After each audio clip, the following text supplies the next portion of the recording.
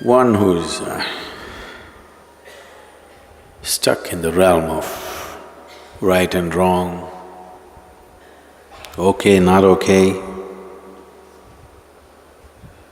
liking and disliking, will never know the texture of love.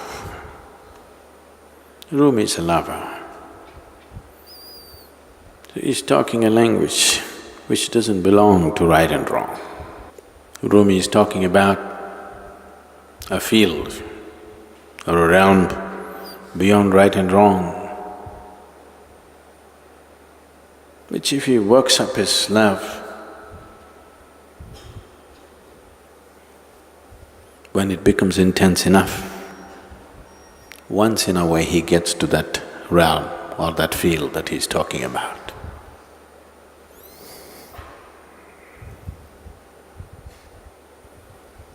But for a yogi, that's the realm he is in. Once in a way he comes down to the realm of right and wrong when he has to deal with the world. Otherwise, that's where he is. And love is just one of the ways to get there. A sweet way, a pleasant way.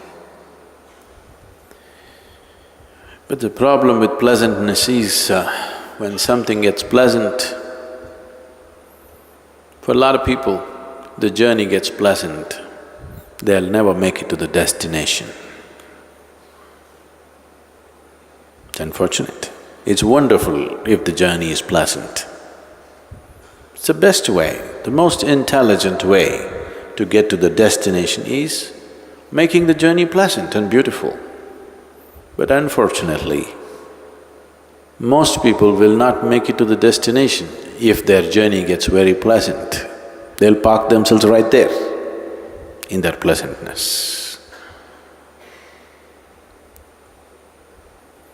Once you start distinguishing between pleasantness and unpleasantness, how can you escape right and wrong?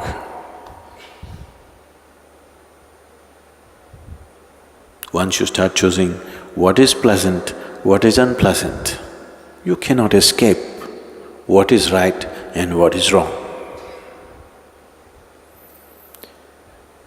So when one talks about a realm or a field or a land which is beyond right and wrong, it is also beyond acceptance and resistance. It is beyond acceptance and rejection. You can accept and reject only when you identify something as good and bad, right and wrong. As long as you're in that realm,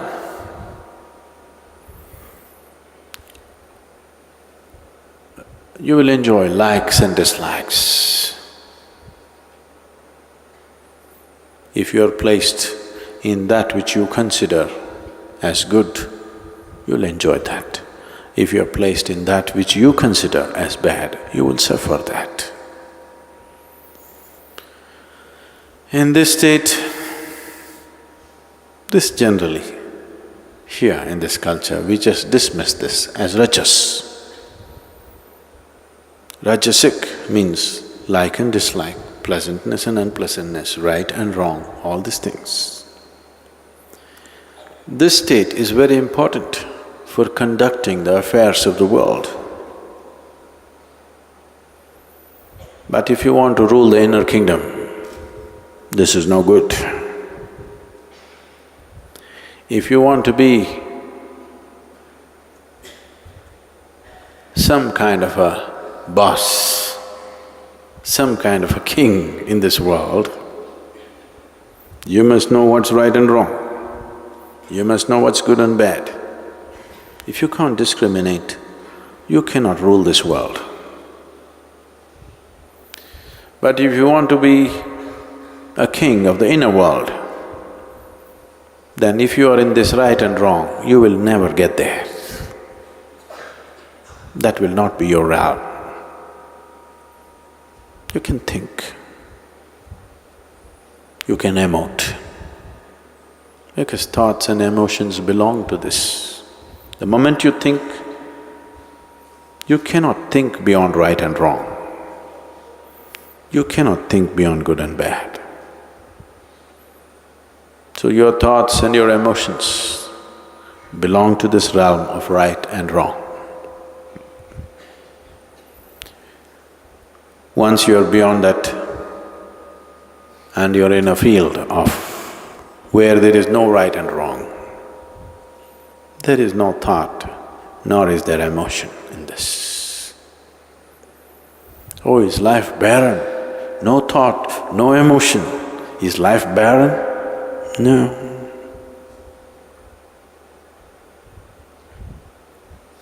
One who knows the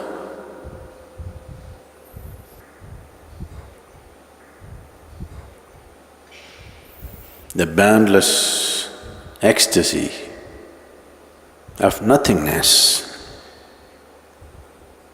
for him the taste of thought and emotion is very puny.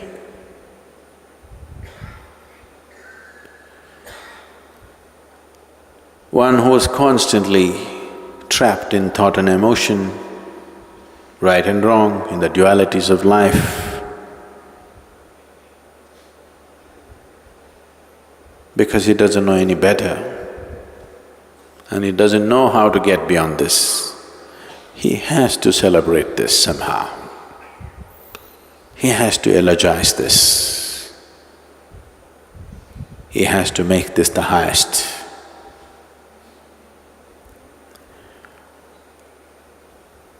Most of the world, most of humanity constantly goes about eulogizing as to what is good and what is bad,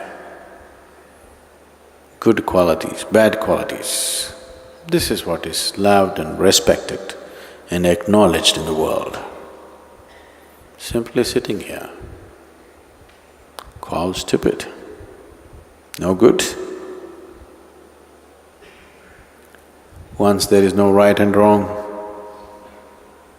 it is not only that there is no thought and emotion, there is also not much room for action. If action comes, it comes only as a response to what's around. That is, the need for action is completely gone in that person. The need to love or hate is gone in that person. So do not understand being beyond right and wrong is a state of love. No. It is well beyond love. To put it very simply, to put it in a terminology that is hugely corrupted, we can call that yoga, where everything has become one. Love is just an effort to get there. Love could be an escalator, but not the first floor. It is not a higher floor, it is just an escalator. But sometimes, if you are walking in the opposite direction, you could be on an escalator forever and not get anywhere. This happens in the airports, there are moving tracks. If you get onto the opposite one, you can walk forever, not get anywhere. Today people are hugely attached to this kind of moment, and that's why treadmills have become so popular.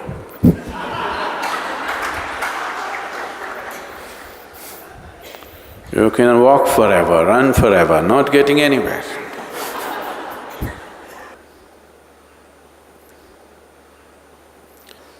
There is music on it, there is video on it, it is also telling you you're getting healthier by the second, but you're not getting anywhere. I didn't call this love, I call this untouchable. Untouchable either means you're unwilling to touch it or you cannot touch it. You're incapable of touching it. There is a land that is beyond right and wrong. When you get to that land and lie there, humans who live for bread and toil to be what they are not will strive to hide their jealousy with mocking talk, and the gods will descend to be in the company they wish to be. Once you have reached that land beyond right and wrong, you never have to worry about making a mistake or going wrong. So once you're in that land, you don't have to worry about making a mistake or going wrong. That's when you live with simple abandon, where to other people it seems like you're reckless. But there's no way to make a mistake, so why should you be careful?